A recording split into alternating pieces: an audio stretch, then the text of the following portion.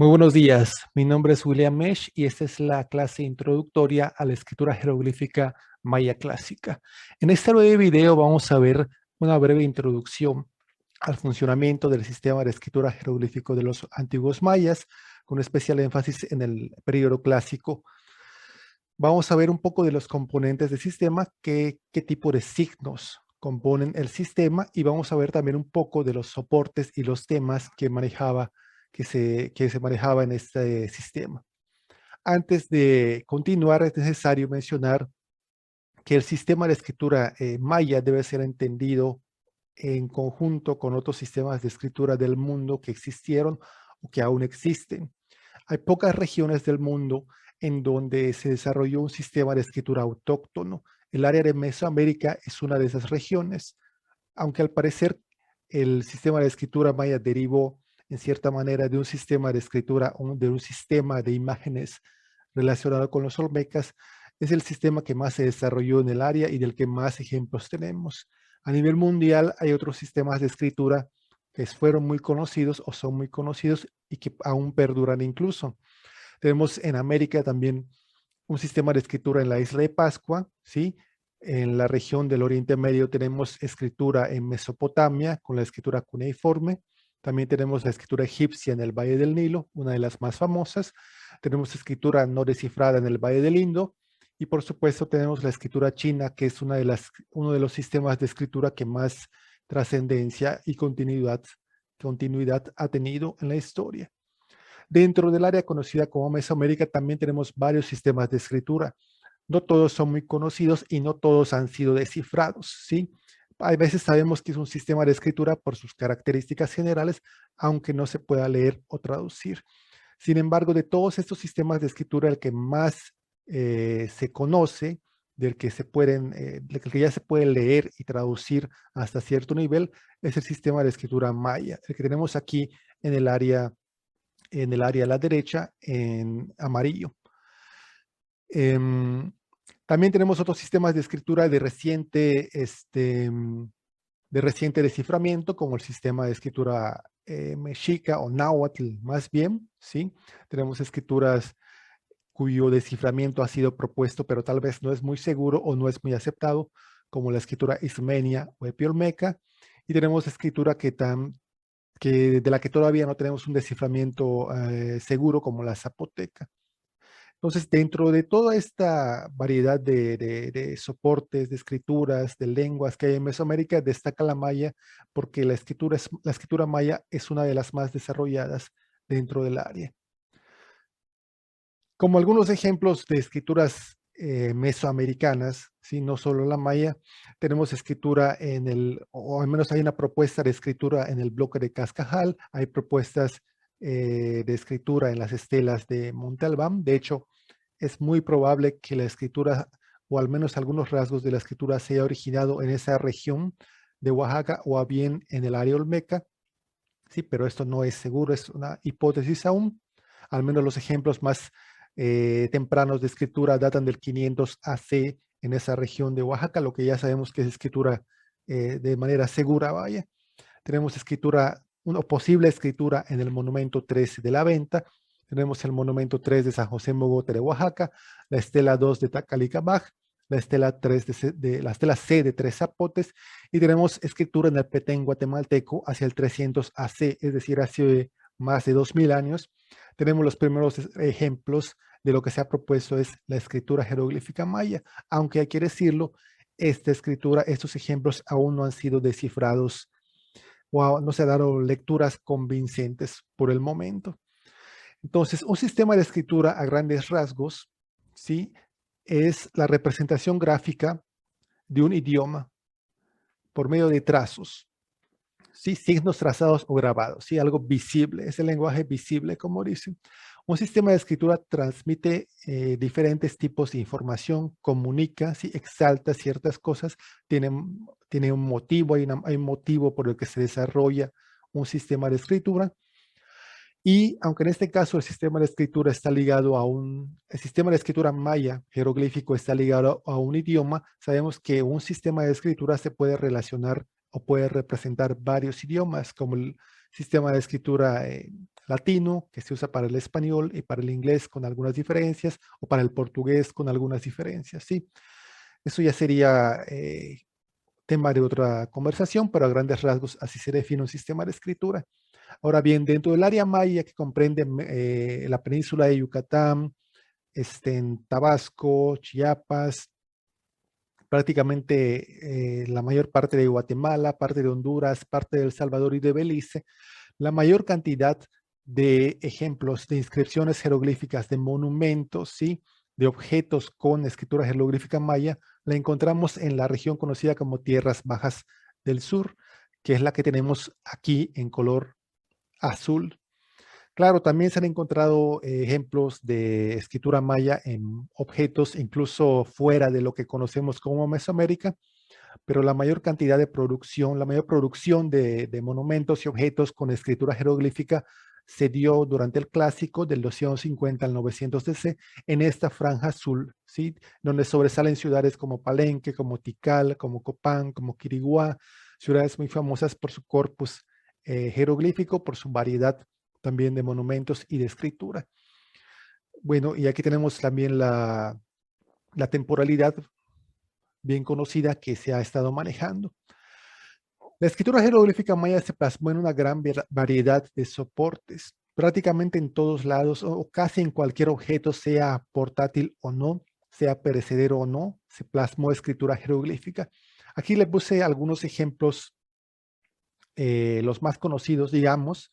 A la izquierda tenemos un vaso de cerámica, un uqib, ¿sí? Al centro tenemos un lac, un plato con glifos alrededor, ¿sí? Y escritura jeroglífica, digo, e iconografía al centro. A la derecha y arriba tenemos un hueso, un fémur. Abajo tenemos una estela de piedra, esas tabletas de piedra en donde se plasmaban imágenes y escritura. Al centro, abajo tenemos un dintel de madera de Tsibanché. Y abajo a la derecha tenemos una sección del Códice Madrid que está hecho en papel amate, ¿sí? Un tipo de fibra en donde se pintaba también. Hay muchos más soportes, sabemos que se plasmaban jeroglíficos en la tela, en las piezas de jareíta, en las celtas, en la concha, etcétera, etcétera. Bueno, a grandes rasgos, la escritura maya es un sistema logosilábico que se originó en las imágenes, es decir, todos los sistemas, así como el sistema de escritura maya tiene su origen en las imágenes, los otros sistemas de escritura del mundo también tienen origen en las imágenes. Plasman hasta cierto punto objetos o animales o cosas del mundo real, obviamente del mundo que rodeaba a los mayas, ¿sí? Del mundo de digamos, de la selva baja tropical en la que vivían principalmente los antiguos mayas. Entonces, este sistema usa principalmente dos tipos de signos. Uno son los logogramas, a veces llamados morfogramas, que representan palabras, ¿sí? Y entre entre esas palabras predominan los sustantivos, los adjetivos y algunos verbos, ¿sí? A veces se usa el término ideograma, pero no es correcto. El logograma representa una palabra, refiere a una palabra y tiene una traducción y un significado. El segundo tipo de signos que constituye el sistema son los silabogramas, también llamados fonogramas, que representan sonidos o bien sílabas, usualmente vocal o consonante y vocal. Vamos a ver algunos ejemplos más adelante. Además de este tipo de signos, que son los dos principales, tenemos determinativos semánticos y diacríticos y otro tipo de signos que se han propuesto. Por el momento, en este video nos vamos a enfocar solamente en los dos primeros tipos de signos. Aquí tenemos algunos ejemplos de logogramas. Como les dije, la escritura jeroglífica maya hasta cierto punto tiene un grado de transparencia iconográfica, o sea, se pueden identificar los objetos, las personas, los animales que representan, ¿sí? Del lado izquierdo arriba tenemos la cabeza de una tortuga que mira hacia la derecha, digo hacia la izquierda, ¿sí? Es una tortuga, obviamente no es una tortuga representada de forma naturalista. El sistema de escritura, y es muy importante que lo sepamos, El sistema tiene sus propias convenciones para representar a las personas, a los objetos de madera, a los objetos de piedra, a los animales. Una de esas convenciones es que la mayoría de los retratos de animales o de hombres, o de personas, o de dioses, miran hacia la izquierda, ¿sí? Y eso nos indica en buena medida dónde comienza la lectura o cómo se debe de leer el sistema. El ejemplo de en medio es el retrato de un gobernante o de un personaje mitológico que sabemos que se lee como Ahau y usualmente se traduce como señor o gobernante. Estos dos primeros ejemplos son bastante reconocibles o transparentes, una tortuga y un personaje. Sin embargo, el tercer ejemplo ya no está reconocible. Dice ACAP, es un logograma ACAP. No sabemos muy bien cuál es su origen, al parecer se originó en las escamas o en el vientre de algún reptil, pero aquí en el tercer ejemplo vemos que el signo ya empieza a ser algo más abstracto, algo que no se puede identificar claramente. En el ejemplo de abajo, a la izquierda tenemos el logograma BAC. BAC normalmente se traduce como hueso y es lo que representa, pero bajo las propias convenciones de la escritura jeroglífica maya. Vemos que es un signo que tiene una línea que le cruza como en una línea quebrada, que es lo que identifica a los objetos de hueso o a los huesos de personas o dioses. En medio tenemos el logograma Chum, que también es un signo abstracto que representa una pierna doblada, sí que ha sido, digamos, separada o cercenada del cuerpo humano.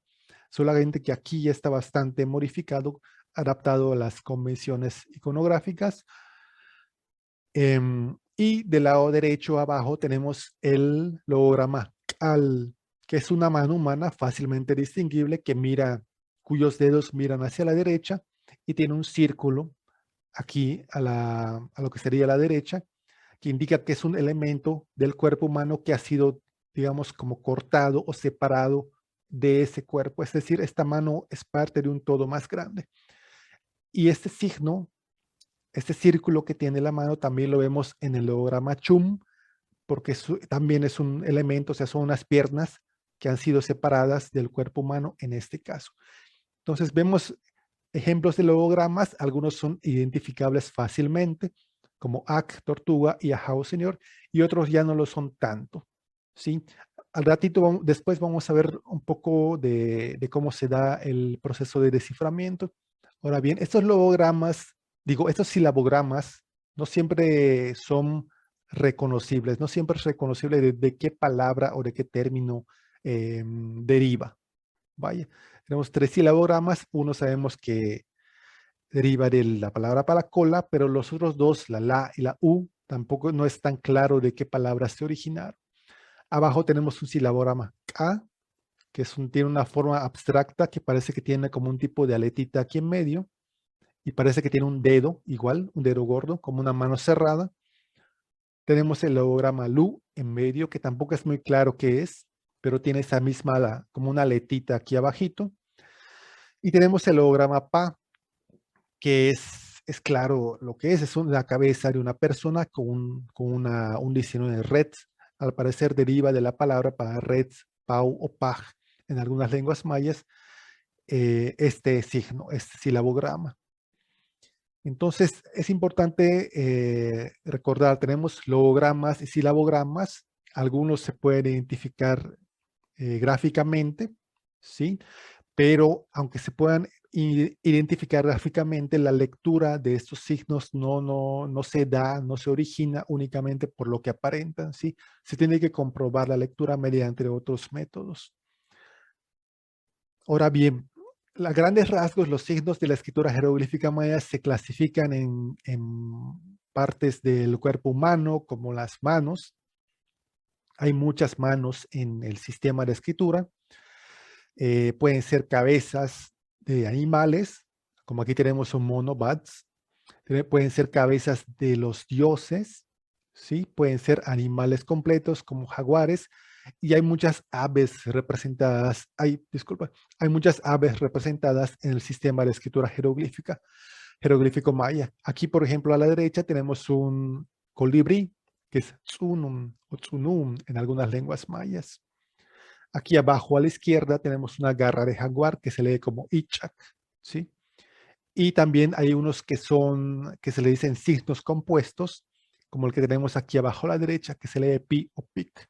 Entonces, algunos manuales clasifican a grandes rasgos a los signos de acuerdo a su apariencia, así son eh, partes del cuerpo humano, cabezas, animales, etcétera. Solamente es una clasificación a veces que aparece. Ahora bien, ya vimos dos tipos de signos. Es importante mencionar también el orden de lectura de los jeroglíficos. En la mayoría de los casos, digamos un 99%, el orden de lectura va a ser de izquierda a derecha y de arriba hacia abajo.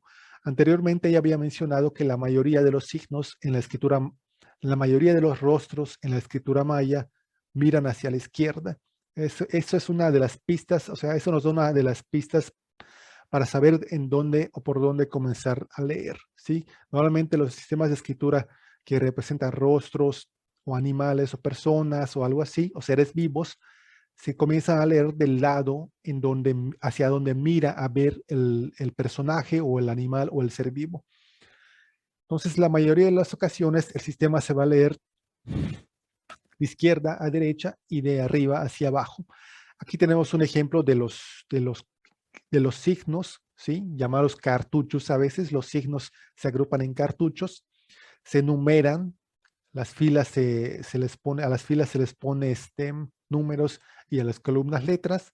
Entonces, si nosotros tenemos una inscripción como la de la derecha, la lectura comenzaría arriba a la izquierda con el número 1, después seguimos a la derecha con el número 2, después bajamos en zigzag con el número 3, después otra vez a la derecha con el 4, después bajamos con el 5, 6, 7, 8 y así continuamente. Usualmente los monumentos, digamos que lo más común es que vengan dos filas o dos bloques de signos jeroglíficos, ¿sí? Y se vayan leyendo en columnas de 2 en zigzag, como les había mencionado, de izquierda a derecha, de arriba hacia abajo, hasta terminar la inscripción en dado caso. Por supuesto, hay unos ejemplos en donde este orden no es tan claro o pudiera no ser tan claro o es un poco diferente.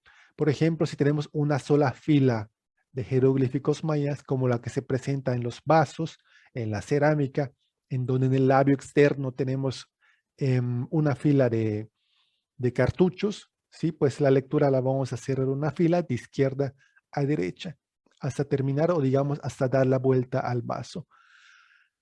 A la derecha les puse un ejemplo de un dintel, de Tsivanche, ¿sí? En donde empezaríamos la lectura de izquierda a derecha y de arriba a abajo. Donde está la flecha amarilla comenzaríamos, después nos vamos a la derecha, después bajamos el glifo, después otra vez a la derecha.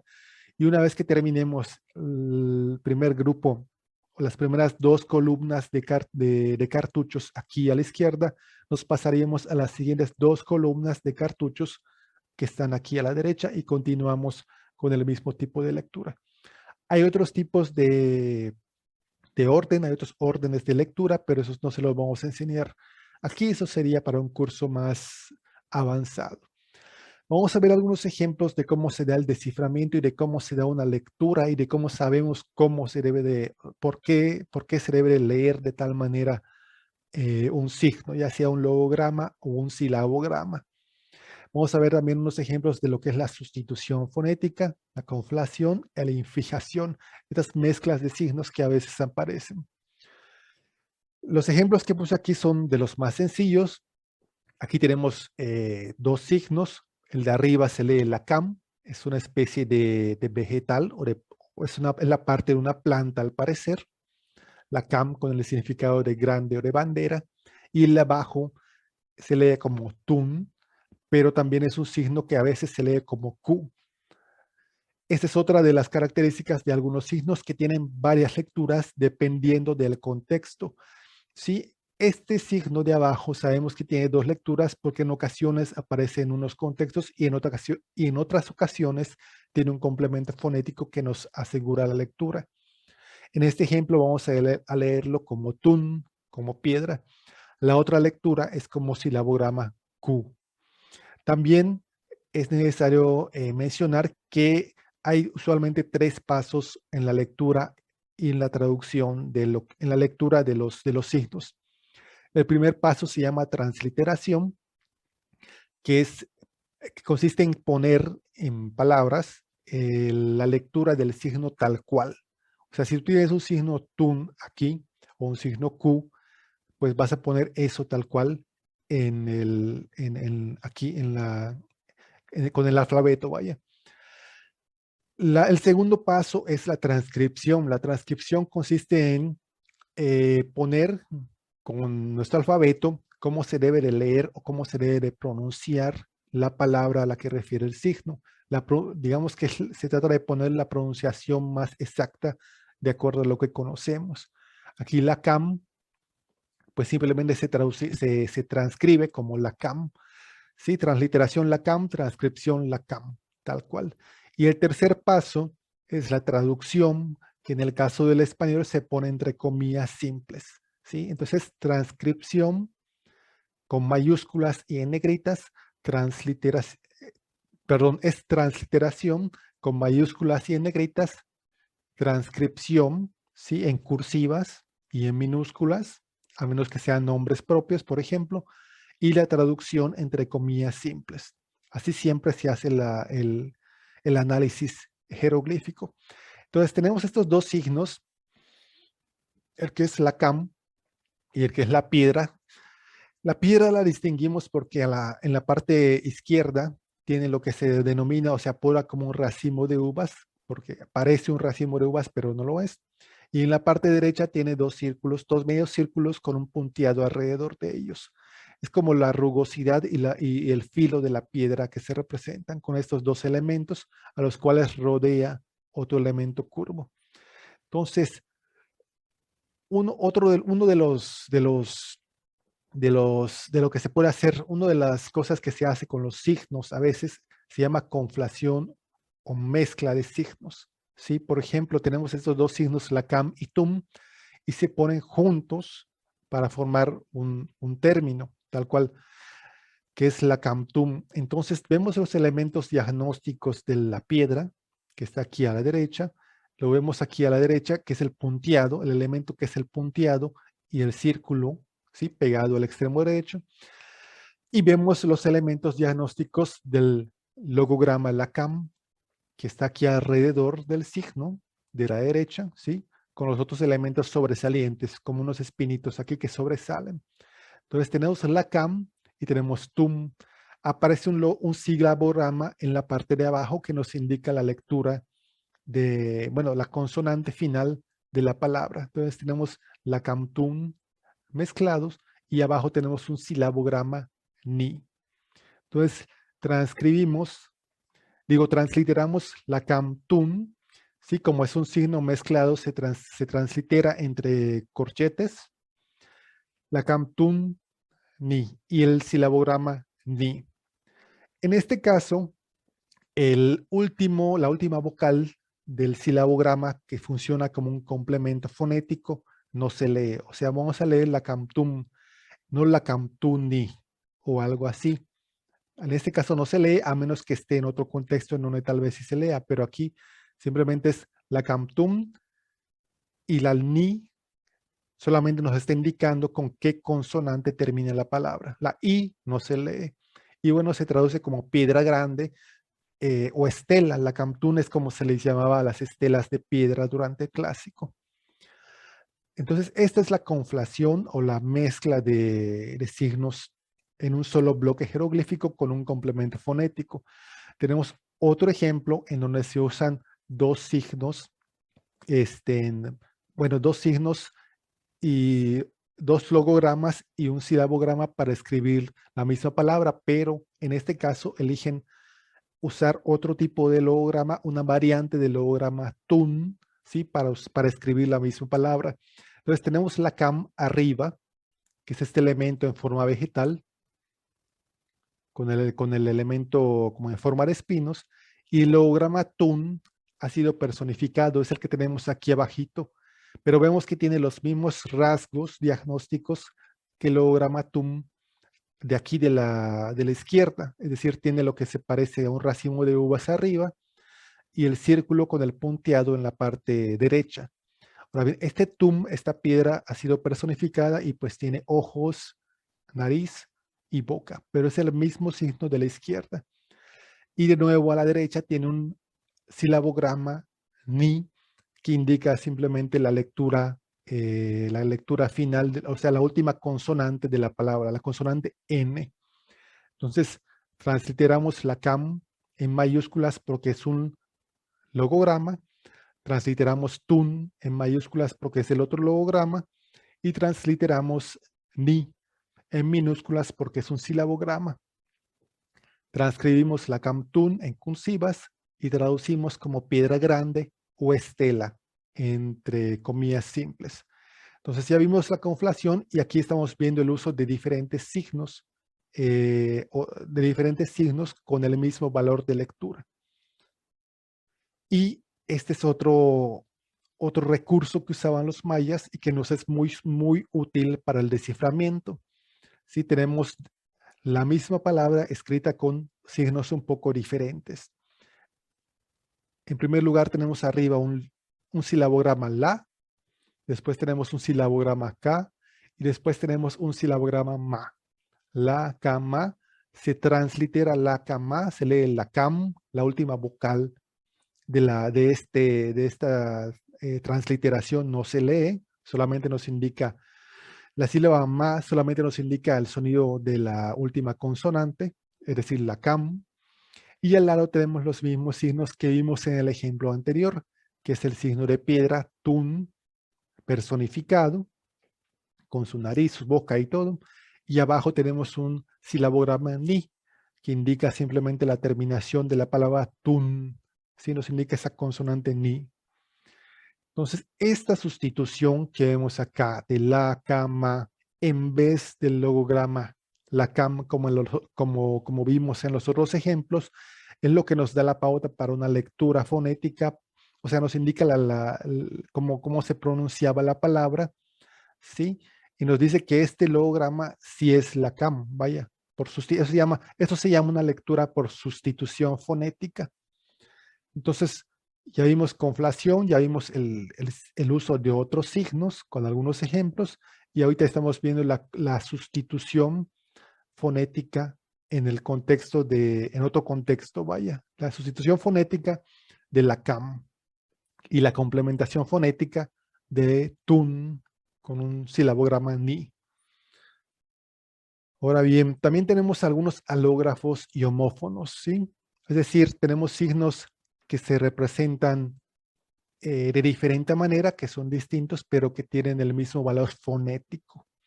Aquí a la derecha, arriba, tenemos dos ejemplos de logogramas que se leen ajau. Esos dos signos tienen la misma lectura, aunque sean diferentes. O sea, por el contexto sabemos que tienen la misma lectura. Uno es un signo abstracto, el de la izquierda, cuyo origen no es muy claro, y el del centro es el logograma del gobernante con una pañoleta, una orejera, un punto en la mejilla, ¿sí? Y otro elemento como un adorno aquí en la frente. Está de lado. Entonces, Ahau es el señor gobernante, tenemos dos signos. Y también tenemos signos homófonos, ¿sí? Que se leen de la misma manera, aunque que tienen la misma lectura, digamos el mismo sonido, aunque son distintos signos que no tienen relación entre ellos. No tienen relación más allá del fonetismo. A la izquierda y abajo tenemos chan como serpiente o víbora. Al centro tenemos los 4 puntos, las 4 unidades que representan el número 4, que también se leía como cham. Y abajo a la derecha tenemos el signo para cielo, que sabemos que también se leía como cham. Entonces, al menos en lenguas cholanas, chan para serpiente, chan para cuatro y chan para cielo son palabras que suenan, se pronuncian igual, aunque tienen orígenes diferentes. ¿Sí me explico? Entonces tenemos alógrafos y homófonos, que son variaciones de los signos. Ahora bien, ya vimos a grandes rasgos los tipos de signos y un poco de la lectura, de la conflación, de los recursos. A grandes rasgos, con la escritura jeroglífica maya en los diversos monumentos, en los diversos soportes, se plasmaron dos tipos de textos o dos tipos de narrativas, se podrían decir. Los primeros son los textos dedicatorios o de posesión, que son textos como de etiqueta, son textos como los que aparecen en los vasos de cerámica, en los platos, ¿sí? Son textos que indican, que dicen, por ejemplo, que ese objeto perteneció a una persona y usualmente mencionan algún verbo como de dedicación o de presentación, se menciona el nombre del objeto y se menciona el título o el nombre de la persona a la que perteneció en dado caso. Entonces, esos textos dedicatorios son textos muy breves y que normalmente aparecen en objetos portátiles. Tenemos otro tipo de textos que son los textos narrativos o conmemorativos. Estos textos son los que nos dan una mayor cantidad de información y son los que aparecen en objetos más grandes o no portátiles, como los monumentos de piedra, como los dinteles, como las fachadas, ¿sí? Etcétera, etcétera. Los altares también aparecen. Estos textos narrativos conmemoran hechos o acciones, usualmente hechos relacionados con las dinastías, con los gobernantes, con los dioses de una determinada ciudad. En este punto es necesario explicar que la escritura jeroglífica maya, la mayor parte del tiempo, pues fue un instrumento de las élites, digamos un tipo de promoción o un tipo de publicidad para las élites. Eso no quiere decir que la escritura jeroglífica no nos diga nada sobre las personas del común, pero es algo que tenemos que considerar, que tomar en cuenta que los textos y el acceso a los textos, a la escritura, a la lectura de los textos, también era algo casi exclusivo de las élites, producido para y por un tipo de élites. Entonces, los textos narrativos usualmente pueden conmemorar nacimientos, entronizaciones, muertes, guerras, capturas, em, uniones matrimoniales, ¿sí? Llegadas o salidas de un determinado personaje hacia una ciudad o hacia un lugar, etcétera, etcétera. Estos tipos de textos, este tipo de textos hacen énfasis en las fechas, los textos narrativos, ¿sí? Los textos dedicatorios o de posesión casi no mencionan fechas, aunque la mayoría de las inscripciones mayas sí mencionan fechas.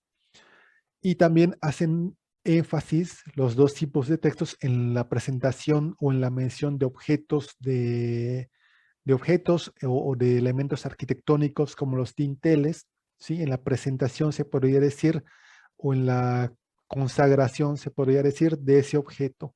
Se dice, en esta fecha, por ejemplo, tal persona presentó o terminó o dedicó tal objeto en tal lugar. ¿Sí? Una inscripción jeroglífica puede decir a grandes rasgos eso. Claro, hay una variedad de temas en las inscripciones, hay temas relacionados, hay elementos literarios, hay elementos poéticos y otros más. Entonces, a grandes rasgos ya definimos qué es escritura, ya definimos los signos que componen la escritura jeroglífica maya, los tipos de signos, ya vimos algunos de los recursos. Vamos a definir a grandes rasgos qué es un lenguaje. Un lenguaje o idioma es un sistema de comunicación o expresión verbal propia de una etnia, pueblo o nación, es propio del ser humano, y una lengua siempre tiene dialectos o variantes en la forma de hablar. Vaya. Sabemos que la escritura jeroglífica maya está en un idioma cholano, más cercano al parecer al choltí y al chortí. Al choltí, que es una lengua extinta de la región de Guatemala, que se hablaba en la época colonial, al chortí actual, la región del este de Guatemala y una parte de Honduras, y al chol de Chiapas y al chontal de Tabasco o de esa región. Vaya, está en discusión aún con qué lenguas está más emparentado el idioma de la escritura jeroglífica maya, que se llama maya clásico o maya jeroglífico. Algunos académicos consideran que con el choltí o con el chortí está más emparentado. Pero bueno, es importante mencionar que aunque esté más emparentado con las lenguas cholanas, el idioma maya jeroglífico, el estudio de las lenguas mayas nos ayuda a entenderlo. El estudio de la mayoría de las lenguas mayas nos ayuda a entender o a traducir o a asegurar una lectura de este sistema. ¿Por qué? Pues porque no de todas las lenguas mayas tenemos el mismo registro en todas las épocas. Hay lenguas como el yucateco, del que tenemos un muy buen registro en el siglo XVI. Hay lenguas de las que no tenemos muy buen registro en el periodo colonial, pero sí lo tenemos en el periodo actual. Sí, hay un distinto nivel de comprensión, ¿sí? Dependiendo de cada lengua a veces. Entonces, una fuente colonial o una fuente actual de una lengua que no está emparentada con la lengua, con el maya jeroglífico, nos puede ayudar siempre con lecturas o con traducciones, o incluso a entender el contexto de una determinada, por ejemplo, de una oración, de una frase, de una acción, etcétera, etcétera. Entonces, el mapa de lenguajes en el maya en el periodo clásico del 250 al 900 más o menos queda de esta manera. Claro, no tenemos un registro tan extenso de monumentos, no tenemos una documentación tan extensa como en el caso, por ejemplo, de la escritura jeroglífica egipcia del otro lado del mundo. Entonces, muchas cosas del lenguaje clásico se nos escapan porque no tenemos un registro tan detallado digamos, de cada característica del idioma. Del lado occidental del área maya, se ha podido detectar algunas variantes de lo que es el cholano occidental, relacionado con el chol y con el chontal de Tabasco, aquí en el área verde están, y del área roja o rosada, se han detectado más rasgos del cholano oriental relacionado con el choltí y con el chortí, como expliqué. También se han encontrado rasgos se dice rasgos vernaculares o rasgos del habla yucatecana o proto-yucatecana en algunas partes del norte de la península de Yucatán y algunos rasgos celtalanos en la región de Chiapas. Celtalanos como antecedentes del celtal y del tzotzil tal vez. También hay una propuesta de rasgos posiblemente quichianos relacionados con la lengua quiché o con el grupo quiché de Guatemala. Entonces, pero a grandes rasgos, digamos que estas 5 variantes vernaculares o dialectales se han detectado en la lengua, en las lenguas, en la lengua de la escritura jeroglífica maya. Entonces, para terminar la introducción, que ya sé que ha sido muy breve, vamos a ver simplemente un ejemplo de lectura. Voy a ir explicando algunos detalles que a lo mejor no dije al principio, solamente para ver cómo funcionaba. Como les dije, aquí tenemos el ejemplo de lectura de una sección de la escalera jeroglífica 3 de Yaxchilán en México. Los signos de escritura se agrupan en bloques jeroglíficos. La lectura empieza arriba a la izquierda, después nos vamos a la derecha y así. Entonces, arriba a la izquierda tenemos la barra que representa 5 unidades y el signo del solquín que está encerrado con un marco y un pedestal abajo. Entonces, este signo que vemos aquí es el día Hish. Entonces, se lee Ho, Hish, y el cartucho tal vez tenga la lectura Kin. Hay una propuesta de leerlo como Kin, o tal vez el cartucho y el marco y el pedestal. Entonces, a la izquierda tenemos la fecha en que ocurrió el evento, Ho, Hish. Arriba, subimos arriba a la derecha y tenemos las 3 barras y los 2 puntos para 17. Y después tenemos las sílabas U, Ni y Wa. ¿Sí? Bajamos y tenemos 3 silabogramas de nuevo, Chu y Ka y Ja. ¿Sí? Así se pone la transliteración. Después bajamos, nos vamos a la izquierda en zigzag y tenemos un silabograma A o Aj, un logograma Kan, un silabograma Na. Bajamos y tenemos un silabograma U, un silabograma Si y un silabograma Ja. Entonces tenemos Aj, Kan, Na como transliteración y U, Si, Ja como transliteración. Recuerden que la transliteración no es como se debe de leer. La transliteración es solamente para identificar los signos, para poner tal cual qué signo hay ahí registrado. Entonces, en el siguiente bloque, a la izquierda tenemos pu y ku, dos silabogramas, y a la derecha tenemos el logograma tun, un silabograma ni, y arriba un logograma ajau, bu, ku, tu, ni, ajau. Entonces, esto se transcribe, o sea, y se representa la lectura de esta manera. Tenemos jo que 5, jo hish kin, en el día 5 kin, uklahun te. Aquí se complementa entre corchetes este clasificador T para los días del mes, uklahun te, uniu, que es el nombre del mes o la veintena. Bajamos y dice chukaj. Aquí se pone también entre corchetes un sonido reconstruido que sabemos que debe ir ahí, de chukaj. Bajamos a la izquierda, se transcribe como akan usij, que vemos aquí. Y por último, buktun ajau. Entonces es ho hish kin uklahun teuniu, chukaj akan usij, buktun ajau. Más o menos esa sería la lectura fluida de esta sección de la escalera jeroglífica de Yaxchilam. Entonces transliteramos en negritas y en mayúsculas o en minúsculas, dependiendo si es un logograma y un silabograma. Después transcribimos en cursivas, reconstruyendo los sonidos de los que tenemos evidencia, si no se pusieron antes. Y por último, pues se traduce. En el día 5 Hish, decimos séptimo del mes o de la veintena Uniu, que es Uniu. Uniu es un mes del calendario maya. Fue capturado Akan Usij, es decir, Akan Usij es el nombre de la persona, señor de Buktum o Buktun Ahau, ¿sí? Que es un señorío de la región de los Umacinta. Y también se pueden hacer correcciones a la traducción, porque en español sería en el día 5 Hish, decimos séptimo día de Uniu, Akan Usij, o sea, el sujeto de la oración, señor de Buktum, fue capturado. Si el verbo lo correríamos a lo último en la oración, en la traducción del español, si no queremos hacer la traducción de manera literal. Entonces, a grandes rasgos, esta ha sido la introducción a la escritura jeroglífica maya. Ya sé que es mucha información, he sido muy breve por cuestiones de tiempo, pero espero que les haya gustado. Muchas gracias.